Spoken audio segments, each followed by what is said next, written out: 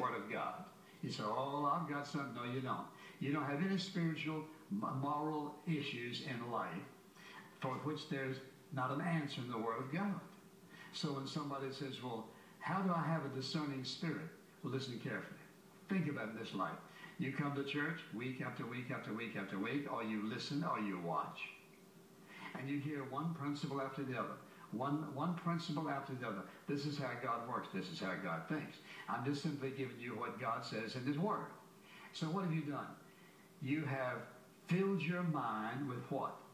With biblical truths. Let's just take the Ten Commandments. If you just take the Ten Commandments and you say, well, I'm going to run everything by that. That's just foundation. You think about all the truth in the Word of God, all through Paul's epistles and how he explained things and so forth. And so when you think about that and you think about how God intends for us to work, listen to what he says in 1 Corinthians now, back in this second chapter. And begin, if you will, in verse 10. He says, for to us God revealed them through the Spirit. For the Spirit searches all things, even the depths of God. For who among men knows the thoughts of a man except the spirit of the man which is in him?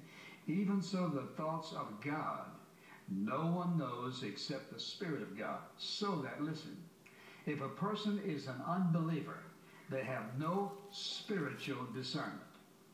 They can't have it. No one knows except the Spirit of God. Now we have received not the spirit of the world, but the Spirit who is from God, so that we may know the things freely given us of God. The basis of all true, genuine spiritual discernment is the Word of God.